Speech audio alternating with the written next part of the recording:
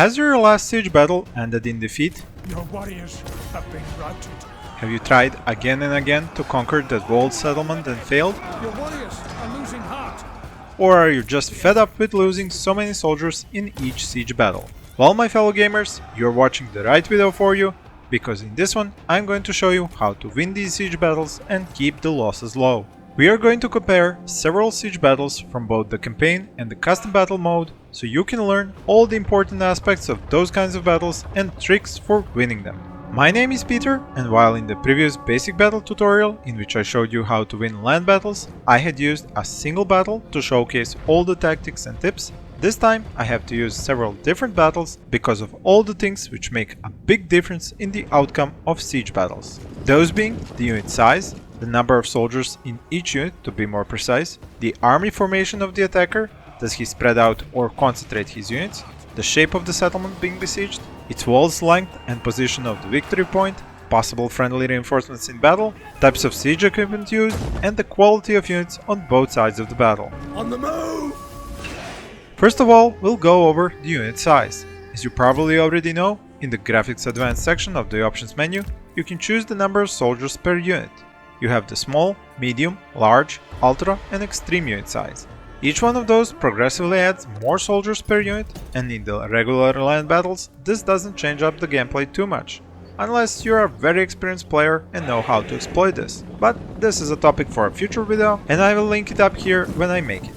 In the siege battles, however, unit size can make quite a big of a difference because of several factors. One of the most important one being the defensive towers and gates, which fire deadly and accurate arrows as your units get into their range. The smaller unit size, the fewer soldiers you have to lose to these arrows. This used to be a big problem in previous Total War games, but in Troy it has been corrected and scaled down in such a way that towers will fire less often and less accurately on lower unit sizes. As you can see here, both the unit at extreme unit size and the one on the small unit size survived with half the numbers by the time they climbed up the walls. Another thing that doesn't change in siege battles is the size, more accurately the length and width of walkways. This means that at lower unit sizes you can have 2 or even 3 units located on the same part of the wall walkways, where with the larger unit sizes you could only have fit 1. This creates changes to the combat mechanics between units during a siege. This is because if you have a single unit climbing the walls from ladders or jumping down from a wooden siege tower, it can end up in a fight against 2 or even 3 enemy units at the same time. It is going to suffer morale penalties because it's fighting alone against multiple enemy units. It might even get attacked from the rear and flank, which would give it even more morale penalties, while the defending unit gets a positive morale bonus from fighting alongside their own units. In my video about how to win the first campaign battle with Achilles, where you are heavily outnumbered, you can see a clear example of just how much flank and rear attacks can damage enemy unit morale and force entire armies to flee the battlefield. If you haven't seen that video up to now, I will link it up here on the right and in the description of the video. This small unit size effect can also work in your favor. If the enemy doesn't have enough units to cover the walls, because the walkways are so big and the units have so few soldiers in them, you can engage with one unit while sending another down the walls and into the settlement to capture the victory point. While if you're using one of the larger unit sizes, you cannot even fit all your units on the walkways, and this makes a tactical mess you will have a hard time untangling.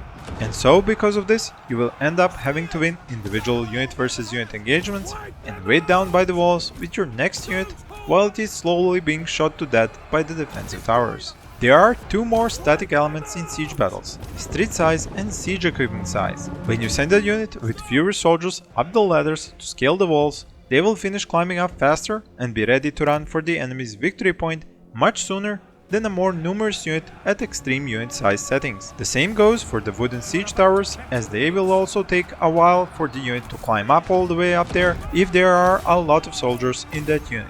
And the last issue of this section are the settlement streets. When you finally do send a unit running towards the victory point, it has to go down several streets to get there. On its way, it can be intercepted by the defenders. It is true that at this point, a lot of the units are already damaged and have fewer soldiers in them, but that will happen no matter what your unit size option is set to. So if you end up with a unit at about 100 soldiers, you can spread them out and they will take up the entire width of the street.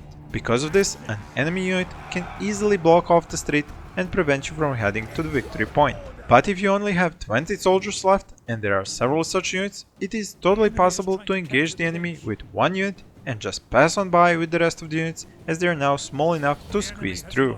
Now please don't mind me taking a second to remind you to hit that like button below if you have been enjoying this video, and by doing so recommend this video to other players looking for helpful information on this subject. You could also leave a comment about your own tips or problems and subscribe if you would like to see more videos like this in the future.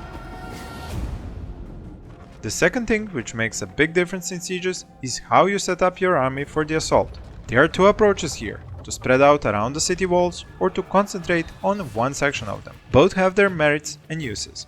When you're attacking a huge city which has very long walls, you should take advantage of this and make the defenders spread out as much as possible by trying to match all your attack vectors. For example, in this siege of Troy, with 20 units against 20, Menelaus is going to attack the defenders led by Paris across the entire length of the walls. Each gate is going to have a ram attacking it, and each section of the wall will have a wooden siege tower coming towards it. Since the walls of Troy are so extensive, Paris will not have enough units to man all the battlements, leaving parts of the walls undefended and easy to capture. From there, attacking units can converge on the victory point and start to capture the city out from the defenders' noses. This spread out approach also doesn't allow the enemy to funnel the attackers into the best units, since those are limited in numbers. At least some of the unit duels are going to be heavily in the favor of the attackers, and coupled with the city's size and parts of the walls that are not being manned, this allows Menelaus to walk into the heart of Troy and capture it without beating all the units fighting under Paris. The multiple defensive tower positions can become an advantage for the attacker as they take them while running towards the victory point and then use them to slow down the defender's counterattack. Taking a settlement doesn't always have to entail destroying the entire enemy army. When I was setting up the siege battle in the custom battle mode, I had added all the best and highest quality units to both sides, and I upgraded them to their maximum chevrons, which are the experience levels at which units get even better stats. You can see just how badly the attacking army has been torn up, and that is a very important note to take.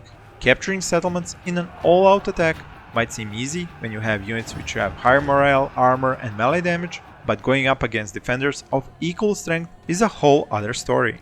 The second approach to siege battles is the one where you concentrate your army on one section of the walls and make your main attack there. The outcome of one such battle will heavily depend on two factors: the mentioned unit quality and unit size. If you're using one of the larger unit sizes settings and have a massive army full of high quality units, you will have no problem routing low quality defenders off the walls, even if the attack is carried out using only ladders for siege equipment. While on the other hand, if you're using a small unit size setting and plan to execute a concentrated attack into a force of high quality defenders, that endeavor is destined to failure. There is one way you can use an overwhelming number of units in a siege battle to give yourself an even larger advantage than what just the additional units can provide. When you besiege a city with two armies at the same time, your second army will be the reinforcement army, and you will get to command it manually.